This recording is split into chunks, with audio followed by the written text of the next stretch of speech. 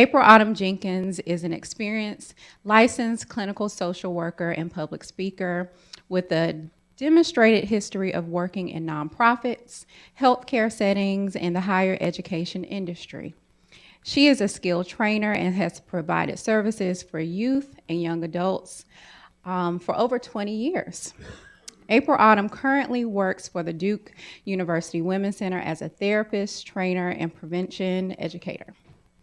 She also has a private practice, Establish Her, Counseling and Life Solutions, which focuses on establishing a solid foundation of self and is grounded in establishing men and women mentally, emotionally, spiritually, and communally to increase healthy relationships, family wellness, and sustainable communities. April Autumn has extensive experience facilitating difficult conversations and providing counsel on trauma, relationships, violence prevention, and the implementation of individual and social change. She has educated corporate entities, faith-based agencies, community organizations, emergency responders, students, faculty, and staff on the prevention of and the response to violence. She has provided seminars and trainings at Texas A&M University, North Carolina State University, Texas Southern University, North Carolina Central University, Duke University, Rice University, and the University of Wisconsin, just to name a few. So without further ado, I introduce you, April Autumn Jenkins. Thank you, Crystal. Is it on? Can you hear me? Yes? Awesome. I am so excited to be here today, and I want to thank you all for coming and engaging with me on this much needed but difficult conversation around women of color, in particular Black women, and victimhood and survivorship. So if that's not what you signed up for, that's what we're going to be talking about today. So I welcome you to get a little bit comfortable with the uncomfortability of this conversation. Before we get started, I would like to let you know that I am not a professor. I'm not a lecturer. I'm a facilitator of conversations. And that means that I'm going to be asking questions. I'm going to be deferring to you for some of this talk. And so I'm hopeful that you will engage in the conversation with me, because there definitely needs to be a conversation, not just someone lecturing at you about what's going on. Okay? So can we agree to that you'll try to engage in conversation with me? Awesome. Thank you so much. All right. We already got some conversations. So wonderful. So today's agenda, and it's packed, so I'm going to go ahead and jump right in. I'm going to introduce and discuss the 5 key norms of violence, review the intersections of race and gender, consider personal and societal perspectives of girls and women in the African diaspora. Notice I did not say Black women. I said the African diaspora, and we'll talk a little bit more about that. Consider challenges and barriers for seeking services and service delivery for that particular community, and then create a plan for sustainability and delivery of services to empower Black women seeking services and actually women in the African diaspora. All right? Perfect.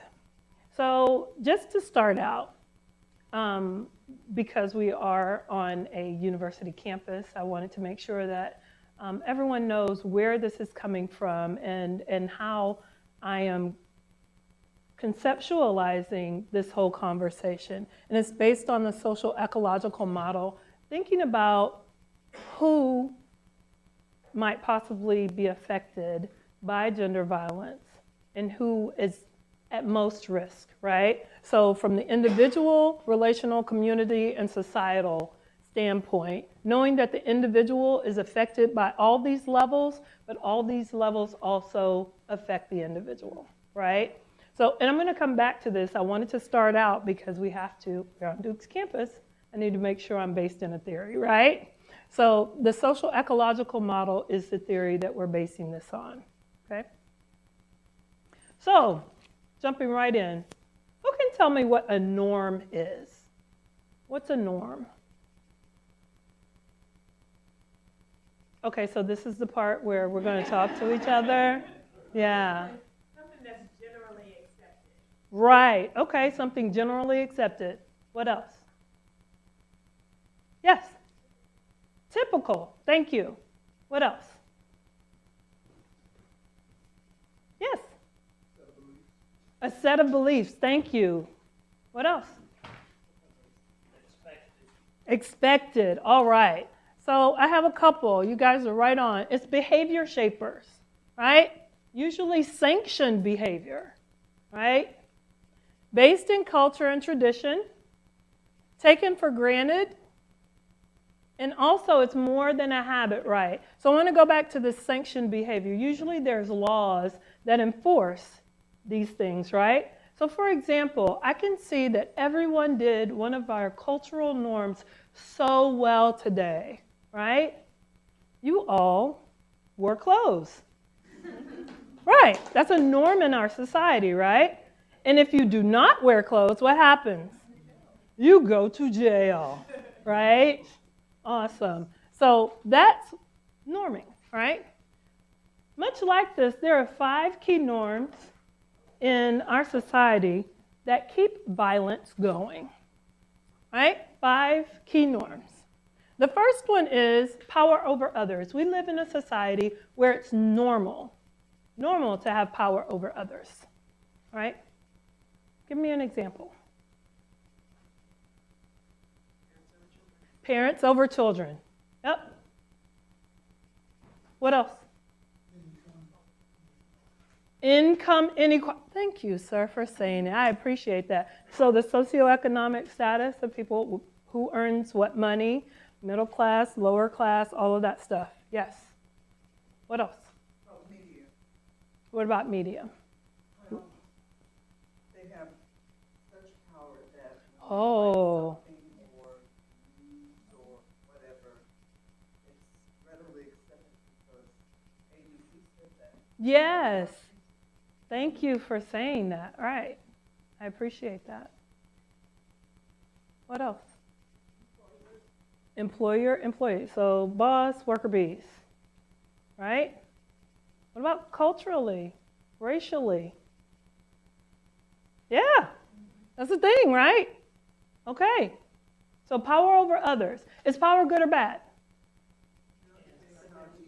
Depending on, it depends, right? Power just exists. It just is how you utilize it, manipulate it sometimes. So the second one is violence is acceptable and everywhere, right? Anybody drive here? Is it violent out on the streets sometimes? I'm from the Houston area, and yeah, traffic can be very violent sometimes, but it's accepted when you get on the freeway that you know somebody might do something that's really crazy, so just be prepared, right? What else? What violence do we see? That's just, that's normal.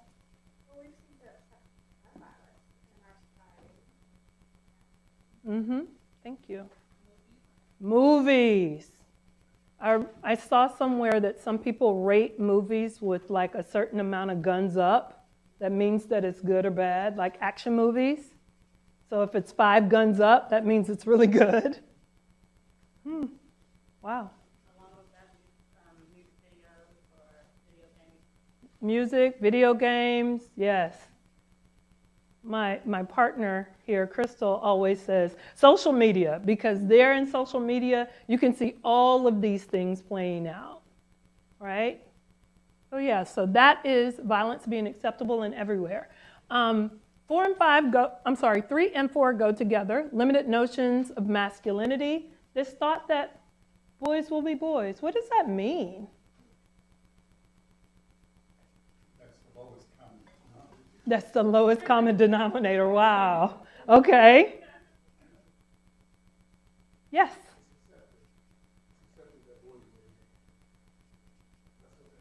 Right. And a lot of other behaviors that we just ascribe to boys and men, right? That's what we accept from them, right? So along with that, limited notions of femininity, the oppression and objectification of women, and this thought that women belong to, yes, men as a whole. Okay? All right, I know. Starting to get heavy. And the last one is privacy and silence. We don't talk about these things. We don't talk about these things like, oh, that's not my problem. That's their problem. Right? So these are the 5 key norms that keep violence going. So we're going to focus a little bit on limited notions of femininity, because we're talking about, in particular, women in the African diaspora. So we're going to talk there for most of our time today. So there's this whole box. It's called the Act Like a Woman box, but I like to incite a little bit more from this box because we are in the South. North Carolina South, would we say? Yes, North Carolina is the South. Okay, so it's more of an act like a lady box. And when you say act like a lady, there's already something there, right? A lady, not a woman, but a lady, right? So what does that mean? What does that mean? To act like a lady.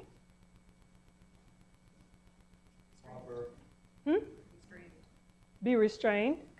Oh, constrained. Yes. Okay. Yes.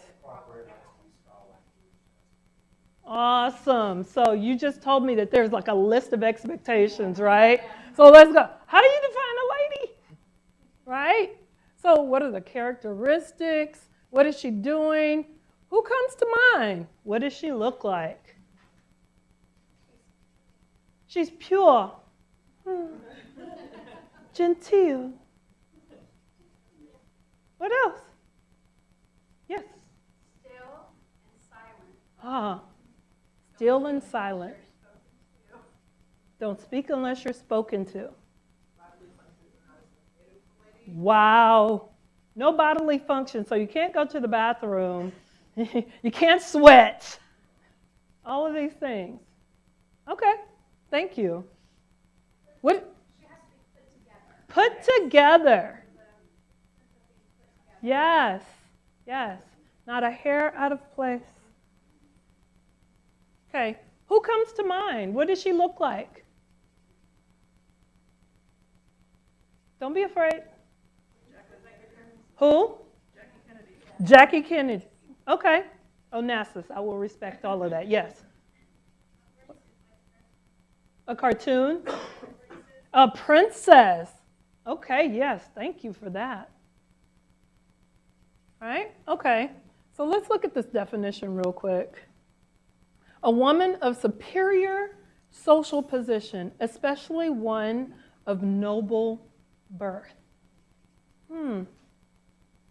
So I've done this exercise with lots of different people, right? And there's a pretty specific way that women come up, and when you talk about the lady-woman box. But then, if I change it to a superwoman, it kind of changes. What is this person doing? She's powerful. Okay. What else? Fearless. All right. What was that? Did I hear perfect? Ooh, Lord. Ooh, okay.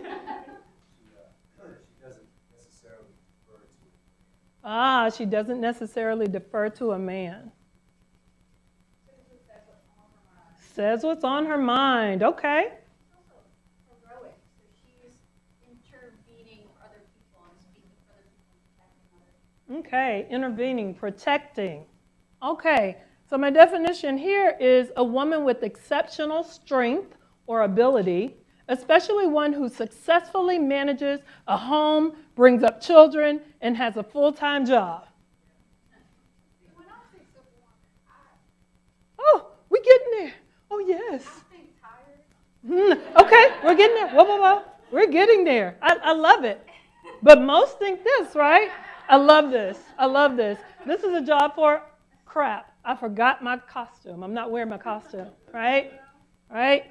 But we think white, cis, female presenting, heterosexual, height, weight proportioned, and between the age of 18 and 20.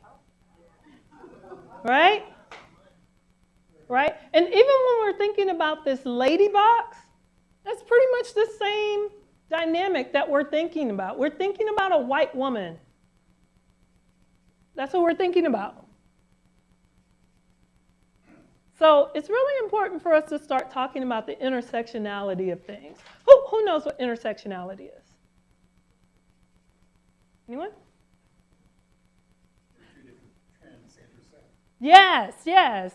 So where we have intersecting identities, basically. So that could be any of these things, whether it's language, religion, race, history, ethnicity, gender, sexuality, all of those things and where they intersect. And today we're talking about gender, violence, and race and how they intersect. This is really important to say because sometimes, and I'm answering my question, sometimes it affects people differently because they're not presenting as a white woman.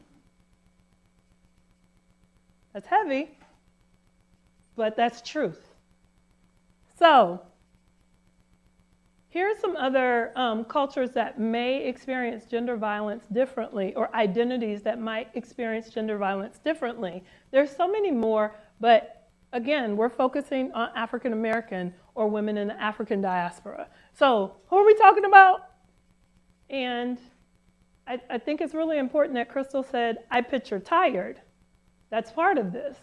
Because when we talk about superwomen in the African diaspora, it looks very different, right?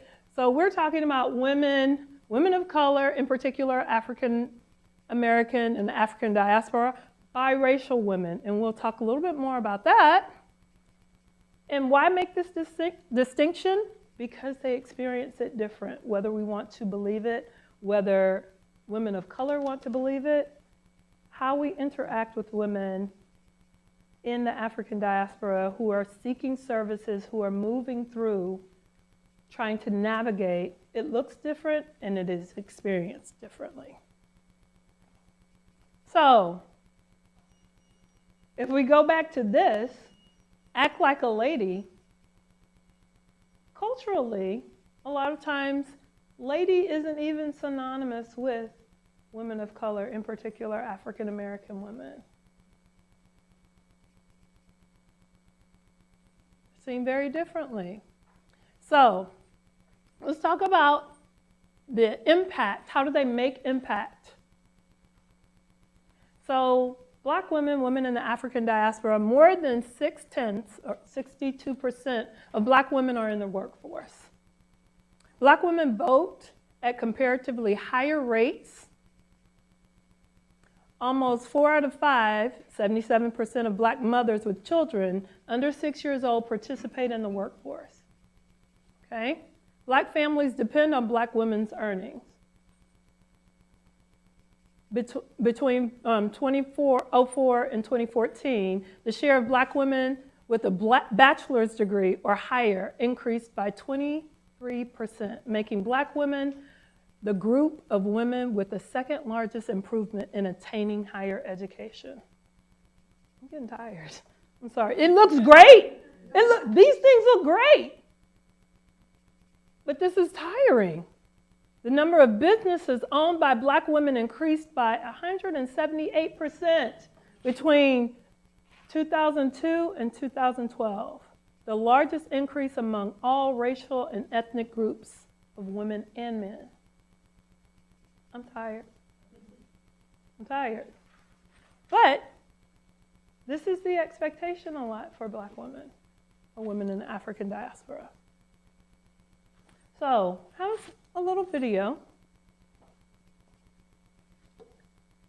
I don't know if we can turn the lights down.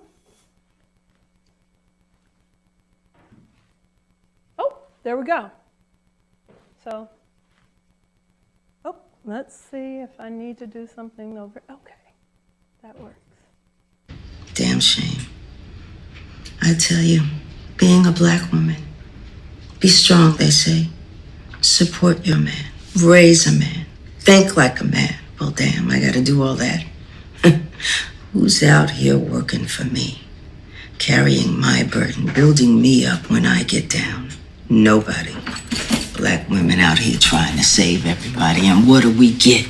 Swagger jacked by white girls wearing cornrows and bamboo earrings. Ain't that a bitch? But we still try. Try to help all y'all, even when we get nothing. Is that admirable or ridiculous?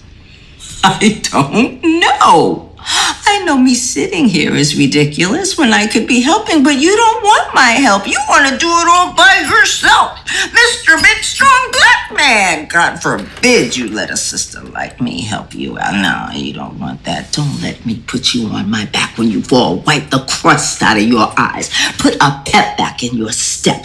Because when we do, you resent us for making you better, smarter, stronger. Then drop us so you can be with someone basic. Someone without all that baggage you left us with. But we still try. That's why I'm here. Trying and saving and trying to save like we do. Here I am. Admirable or ridiculous? Baby, you tell me. Okay, so a lot of people ask me about context for this video. And then when I really think about it, I'm like, I don't know if we even need context for it. Because this video really encapsulates the superwoman complex of black women and women in the African diaspora, and how we, because I identify as a woman of color, black woman, try to save, try to heal, try to fix, try to be, try to do at exhaustion. That is the cape that black women wear. Doing all of the things that we said that black women do, like we try to outvote, we try to outdo, we try to uplift, but still we're there. And it's a setup. Remember how we talked about the Act Like a Lady box? Who are we thinking about? Who are we thinking about? Even with women of color, when I do this exercise, they're not thinking about black women. They're thinking of the mainstream majority, which is white women. And if you step outside of the box, there are things that can be said to you or actions that can happen to you. And women of color are already working with a disadvantage because they're not a white woman. They can never conform to that. But we try. We try. In how we move, how we do, however, we try to conform to the majority because we know there are consequences. So because the box says that when you step outside of the box, you have less value. Now we know that that's not a true statement. We know that. However, in society, if society is validating that box, how do you fight against it?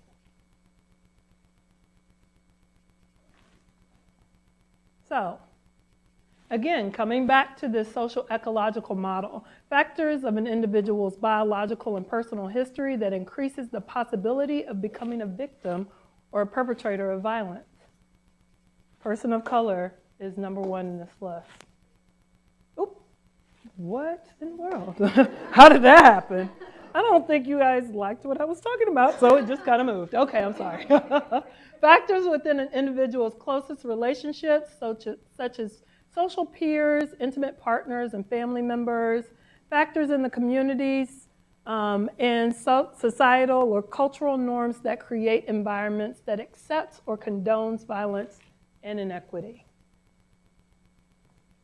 That's where we live. That's where we are. So let's talk a little bit about how Superwoman is impacted. So the most disrespected person in America is the black woman. The most unprotected person in America is the black woman. The most neglected person in America is the black woman. And this is a quote from Malcolm X, right? And so when I think about this, and I see things in social media defaming our once former First Lady, right? Who thinks Mooch is attractive? Stevie Wonder, maybe? How disrespectful is that? We all know who this is, right? Maxine Waters, right? And so this woman has been disrespected, called out of her name, and she is one of the most powerful women in our country, making policies to hand down to our country. So not quite sure why. Well, I am quite sure why, but finding ways to regulate black women. This is in the military, so if women of color choose to serve in the military, there's a particular way that they have to wear their hair so it's not aggressive, okay? I put Serena Williams in here because this is a woman who we know as a powerhouse athlete, but also this woman who was pregnant, trusted her body, tried to tell her doctor what was going on with her body, and her doctor dismissed her to the point where she almost lost her life and possibly could have lost her baby, right?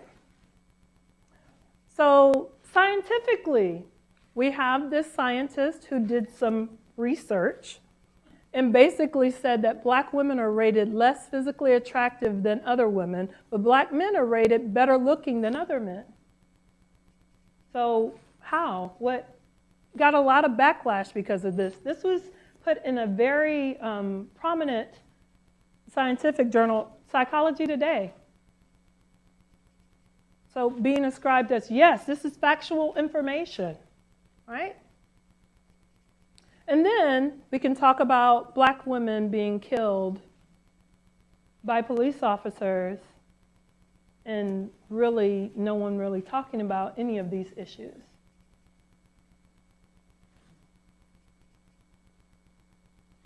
So, how do we get here? I'm going to go back to the 5 key norms as a review. The society of have and have-nots, violence being acceptable, this limited notion of masculinity, the notions of femininity, the privacy and silence, all of this perfect storm. And then we have the attitudes, belief, cultural microaggressions. Then it might move up to verbal expressions, whether it's sexual harassment or making sexual jokes or racial jokes. And then physical expressions, maybe physical abuse, sexual assault, and then possibly homicide or suicide, right? So again, a perfect storm for violence to happen. So I've talked about the violence, but I haven't talked about the violence, right? So each of you have a heart.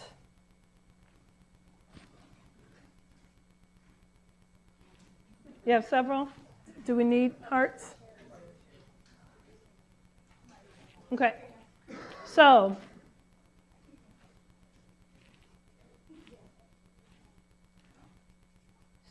I'm going to give you some information. I'm going to let you watch it. So if you could turn the lights off again. And whenever you find some or see some information, and I'll read them aloud as well. Whenever you see some information that you didn't know, rip your heart. Okay? All right.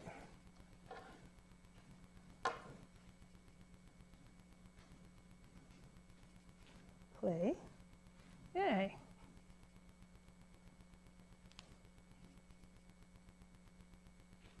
This worked earlier.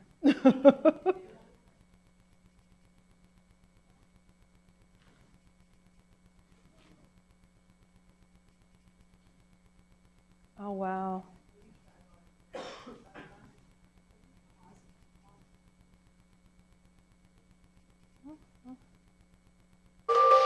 Thank you. Black women matter. 10 important facts about Black women and violence. At least 4 out of every 10 Black women have been a victim of rape, physical violence, assault, or violence. Black women are about 3 times more likely to die as a result of domestic violence than members of a race group. 94% of Black women killed by the assailants lose their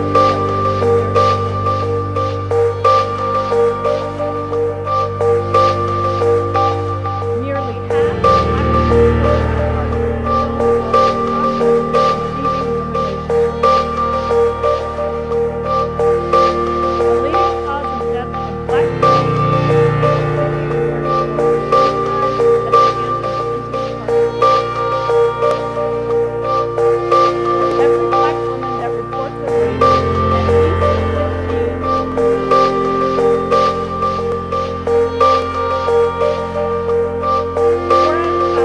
girls in juvenile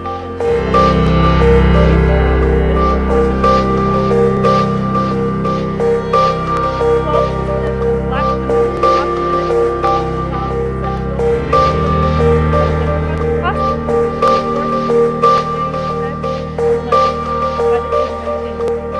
At least 20 transgendered women have been harmed or victimized of sexual violence within 14 Black states. There is no accurate data for what percentage of Black women's lives lost at the hands of police or of police sexual assault of Black women.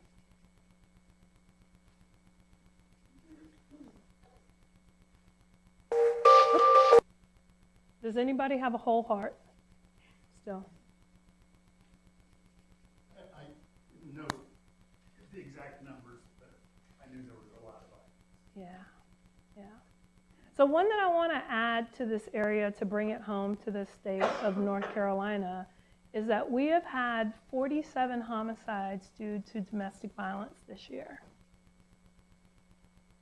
21 of them were in the African diaspora.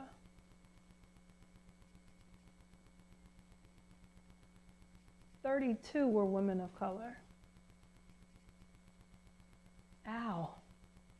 That's painful. That's painful.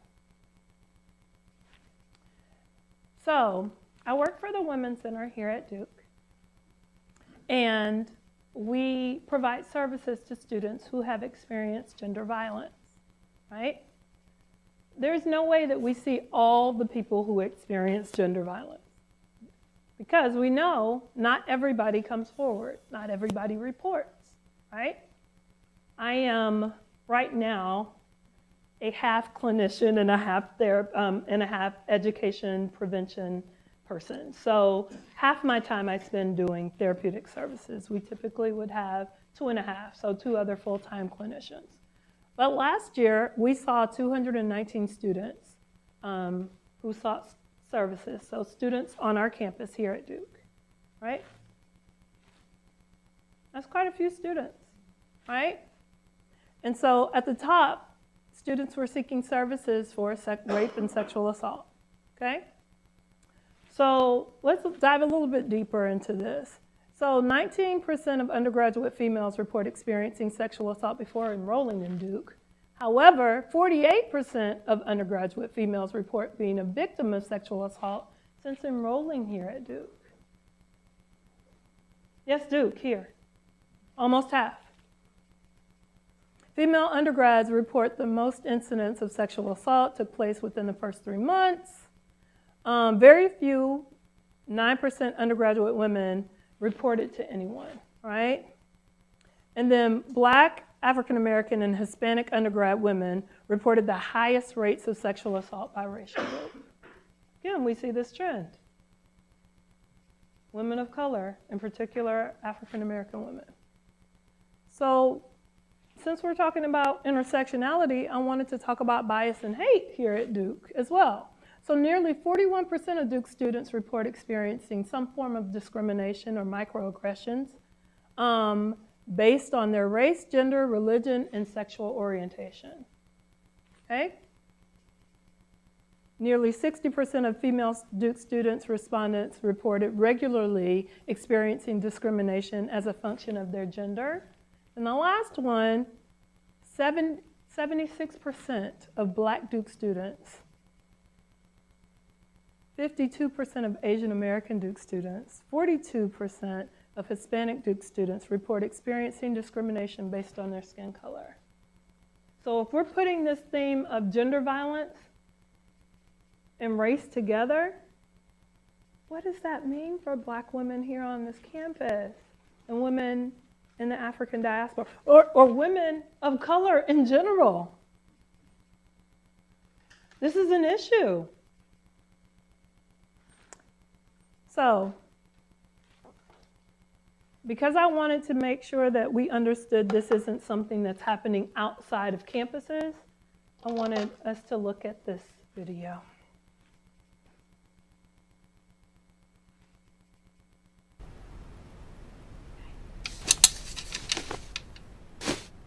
It happened when I was 22, on the cusp of my adulthood.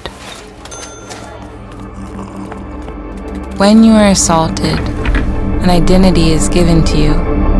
It threatens to swallow up everything you plan to do and be. I became Emily Doe.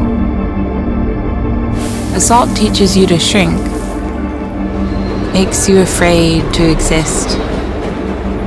Shame, really, can kill you. Unconscious, stupid, dumpster, swimmer, Stanford, half-naked, nameless, nobody. Nobody wants to be defined by the worst thing that's happened to them.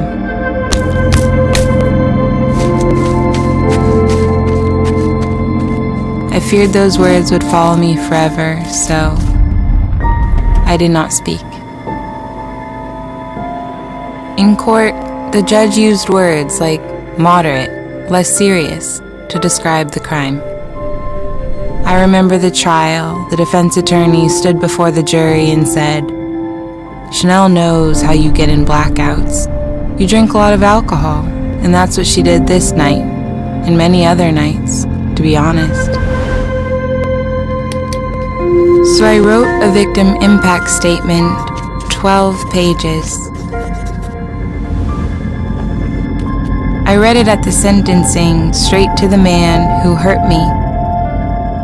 "You don't know me, but you've been inside me. Fingers had been jabbed inside me. My bare skin and head had been rubbing against me. Who has been irreversibly hurt behind a dumpster, waiting to figure out if I was worth something." But the judge did not hear me.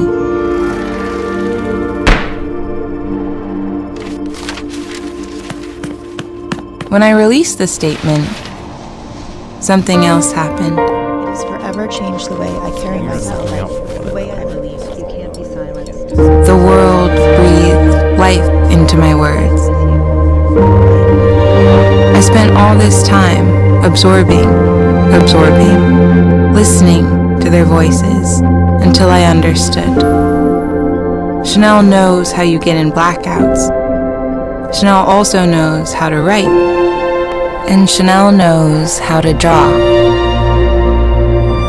Survivors will not be limited, labeled, boxed in, oppressed. We will not be isolated. We have had enough. Enough of the shame, diminishment, the disbelief, enough loneliness. Look at all this togetherness. Look out for one another. Seek whatever you wish to be in life. Speak up when they try to silence you. Stand up when they shove you down.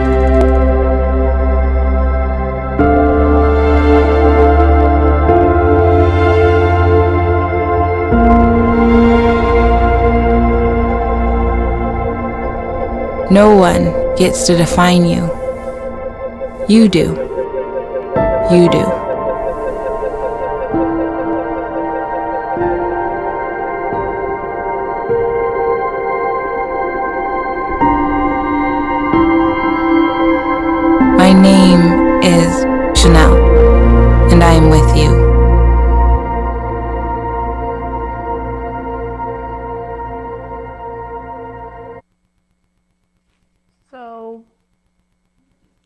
Anybody know the case that she's alluding to?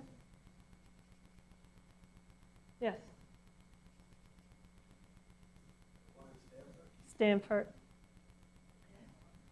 Brock Turner, yes. So one of the things that was disappointing that a colleague of mine and I were talking about the other day, Crystal to be exact, we talked a lot about how everything was focused on Brock. Nothing was focused on her. And while it was great that people let her heal and do whatever she needed to do for herself, no one talked about the kind of support she may have needed. No one talked about that. There was just a focus on this very privileged young man that went to Stanford. So,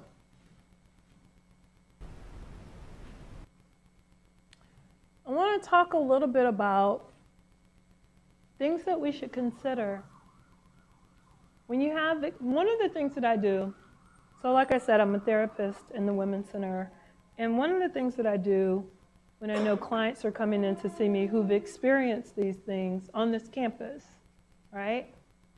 I think about what implications do I need to think about before I talk to them, even before they show up. What's the backpack of things that they're carrying with them that I need to consider, right? So if we were to imagine in our minds this young woman on Duke's campus coming to interact with you for whatever reason, what are some of the things that you might want to think about before interacting with her?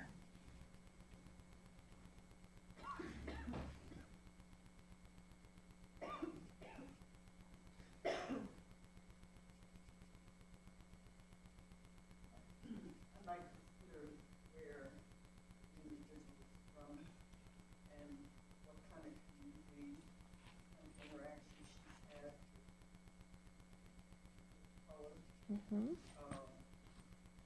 Mm-hmm. Right. Right. What's their family life like? What culture are they coming from? What has been their experience?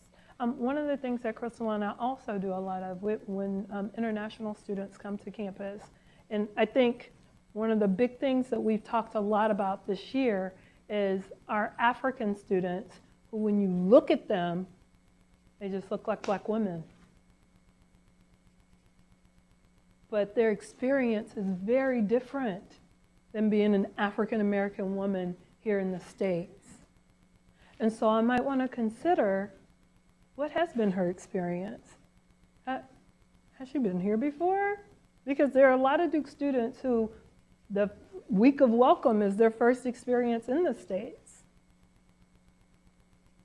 So how culturally do I need to prepare for that? Also speaking culturally, is sex real? Is sex, not even sexual assault, we hadn't even gotten to sexual assault yet, is sex even talked about within that person's culture? How taboo might sex be to even start having a conversation? How might this person experience what happened in their mind? Are they justifying it? Are they blaming themselves?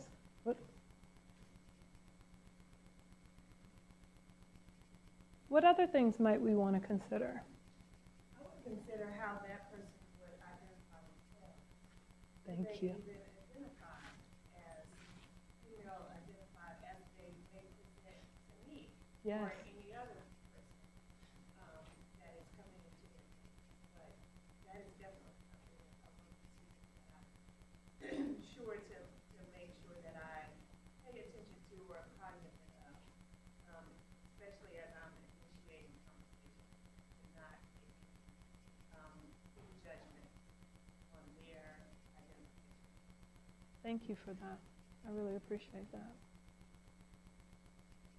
So I wanted us to just pause and think about that, because a lot of times, as you mentioned, we think we know what we got when someone walks through the door. I know this, I've seen this. There's not even a pause for consideration. And to say, you know what, my name is, tell me what I might need to know about this situation. How are you identified? And let them speak for themselves. Because I'm the expert on what I know, but I don't know that person. Yes, sir.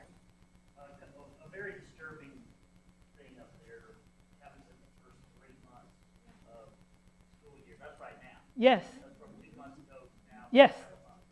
We've been hopping. We've been very busy. About what people come in and where they're from, and it's free for all apparently first 3 months where there's no one's. This person might very well be very inhibited in expressing what, you know, if somebody grabs their arm, then they're terrified because they're in a new, they don't want to be sent back, or, you know, think they're done something wrong. So, and then you said they concentrated on this, whatever that guy's name was, I don't want to mention his name, but Thank you. they focused on him instead of how this negatively impacted this person. She was a real person, still is. They concentrate on what this guy and all his accomplishments. Well, he just destroyed all of her future once. And anyway, I'm digressing. But in that first 3 months, this person may very well be inhibited from expressing. And I have a teenage daughter getting ready to be one, and she has a hard time expressing. And she had some trauma early in her life, and so on. That was by her mother. And I don't want to get into personal, but she's finding herself now, and this may be a lifetime issue with her. And when she goes to college, she may still be experiencing this, and then you have a more of a less controlled environment. So how are we caretaking somebody who comes here? Because, you know, I pick the old man stereotype, but I'm not that. I care and I see this. And what are we doing those first 3 months? One, I mean, you have some freedoms, you have some liberties and things, and we don't want to necessarily, you know, have cameras everywhere, etc. Right. But how are, and this is a rhetorical question, how can, as you mentioned in the community, are we caretaking this person who's from a different environment, who's from a different socio-economic situation, and putting them in this environment? I guess that's it, especially in that first 3 months, because then, you know, they could have in their first 3 months, they're here for 4 years, and their whole experience. Right. And they'll never come back, or they'll carry this. So. And I think you're being very generous, because sometimes it happens and they leave and they never come back. And then we don't even know whatever. Right. And then their rest of their life is just horrible. Right. Right. And I think this is a bigger conversation that we're starting to have on this campus, and how we can imagine a safe community for everybody. And so I'm so glad that you brought that up, because it's not just the Women's Center, yeah, we have to do this work, right? It's not just women or female identified people who do this work. This is an everybody work. This is an everybody work.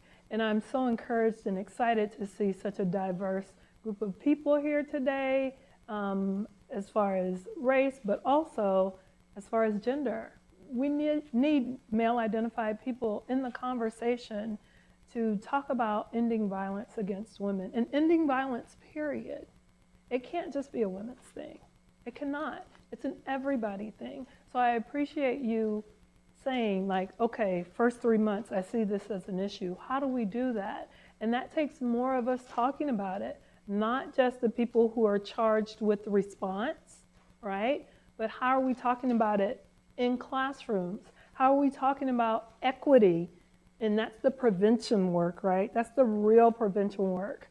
Right now, and I talked about the inequities, are we making headway to make it equal? Whether it's racially, gender equity, all of these things, it again creates the perfect storm, right? Power, violence, all of those things go together, and that inequity is really empower, really empower.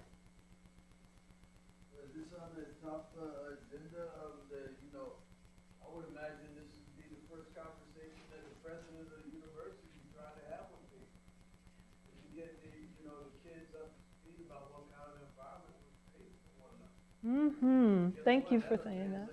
But I mean, is that a conversation somebody's having? That's a conversation that I would say is happening more so at the VP level of student affairs, but I believe that it is making its way on up there. So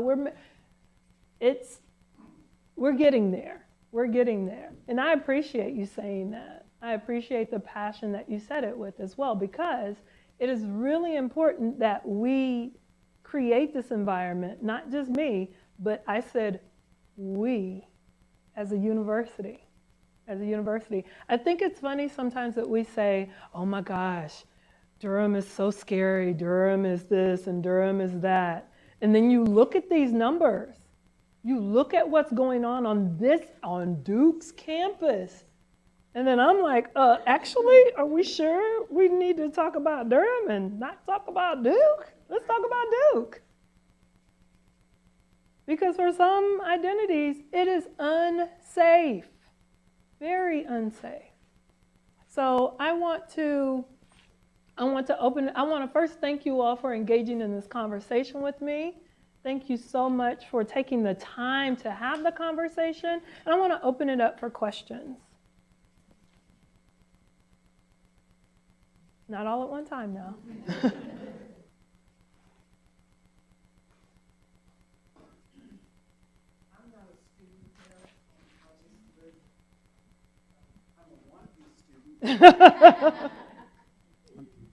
Kind of United Methodist, kind of not United Methodist. But anyway, my last church, everyone in my United Methodist church, which was wonderful, was a Duke student. So I can play Let's Pretend. But the thing that surprises me, and I watch the news, and I'm very thankful to be here in Durham, I'm thankful to be at this workshop, is that the president has not made a bold statement. That surprises me, and that even though I don't have a child going here, but I'm still a member of the community. Yes. And I'm still a woman. Yes. And I'm still someone's mother. Yes. But I'm just disappointed that he hasn't made a statement, and I don't want to say it's because somewhere in the back of his mind, I don't want to assume anything, but 73 years have taught me that money talks. And if you make this kind of statement, and a lot of money is coming here to Duke, and a lot of money is from parents or whatever, that you're kind of tipping. I hope I'm making sense. No, you're making a lot of sense. You're tipping around because you don't want to offend a funding source. Right. So I'm disappointed in that. And I have no problem. So I've got time and coffee. I have no problem sending a really nice email to the president. Because, even though I don't have a legal child at Duke, I have a lot of young women and men that are Duke students, graduates, and whatever. And by the end of the week, I will do that. Thank you. You're welcome. Thank you. Yes. I don't know what that will do, but that's a voice. That's your voice being heard. And it may start with one, but it may grow to several. And that's when things start happening, when people aren't afraid to use their voice. So thank you. Right. Thank you. Hey, so I was wondering if you think, I have my views, so I was wondering if you think that the reason that most women or anybody does not come forward about violence is because it's always victim blaming, and if we change that rhetoric, do we get more people to come forward? Are we able to solve, start to solve the problem? So that was my question. But I wanted to get back to you. I don't know if you probably have more details than I do because I'm on the outskirts. I've worked at Duke for quite some time. But it was only until recently where there was a hard and fast rule that faculty could not engage in relationships with undergraduates. and that did not fall through for graduates. There was pushback. So I think while the president of the university might agree, there's a lot of pushback from the upper echelons of faculty in making those changes. So when you have a university that can't even have a policy that faculty can't have relationships with graduate students while they're students, I think we're going to have a harder time to push some of these other issues forward and get a resolution or an acknowledgement that there's a problem. Thank you for that. Yes, yes. So going back to reporting, there's lots of different reasons, and I think victim blaming is definitely one of them. One of the things, again, it's Crystal and I doing prevention and education for the whole campus around these issues. And so it's really educating students, but not only students, faculty, staff, police officers, everyone needs education on this issue. But I think at a university like Duke, it's often oh, I know about that. Oh, I'm educated enough, I'm good with that. Oh, do you not know that I have a PhD? Well, yeah, you have a PhD in a STEM something or other, but do you have a PhD or do you have knowledge and expertise in this area and how to handle a student who's coming to you who's been affected by these things? So there's lots of different pushbacks for that, but victim blaming is definitely a huge one. So yes, yes, sir. Thanks, April. Your presentation was excellent. Thank you. I just wanted to just say that when a man hurts a woman like this, he is extremely insecure, and very insecure individual. There's no excuse for it, and when power is used for violence, it's not power no more. It's not power anymore. So when I would just encourage every young lady to just continue to speak out when things are done. Instead of thinking first and saying, well, if I do this, or if I do that, maybe that won't be heard, squash that. I would just continue to bring the issue up. If it even looks like it's going to happen, bring it up. Right. Move on. Thank you for that. Thank you so much. I would add for men to continue to have conversations with other men. As Crystal said, she and I have worked together side by side, and it's been interesting. We can go into a room of athletes or whatever and say a message, but have coach whoever, who is a man, saying that same thing, just verbatim, and they're like, oh yeah, get it. Right, so that means that that message can't just come from me as a woman. Like, I've been doing this for over 20 years. And if it was fine for me if Coach whoever said it, because that's how they get the message. So I'm encouraging you to have more conversations with men about power, about control, about this boys will be boys narrative and what that means and how it puts them in a box to not be the best man or male identified person that they can be, because the boxes are limiting. That's the problem with the box. There's some wonderful things in the box. There's some horrible things as well. And there's no way that you can be all things at one time. So yeah, thank you. Yeah. So real quick, I just want to acknowledge you for bringing this topic to thank you. To us and to the world in a big way, because I'm a local physician, and the number one predictor of chronic disease in this country is gender violence. Gender violence, any kind of childhood trauma, number one predictor. So if we think this is some kind of small issue, I can guarantee almost everybody that walks in my office, they got a story to tell. And if we're not gonna, the sooner we address that, the better. If we're not creating a healing environment for these beautiful kids that come here, I mean, what are we doing? Thank you. Right? I mean, really. Yeah. So anyway, peace. Thanks for doing that. Thank you. Thank you. And I really appreciate you as a physician saying that. One of the things that happens a lot is someone will go to the hospital who has experienced gender violence, and they'll go from office to office trying to figure out this thing. And what it is how their body is reacting to the violence that they've experienced. But because we don't have educated physicians like you, again, you can be educated in your field of experience, but not educated in this thing. So when you are humble enough to receive the information, then you can implement it into your career. And I really appreciate you having that thing in your mind like, I need to check for this. So thank you so much.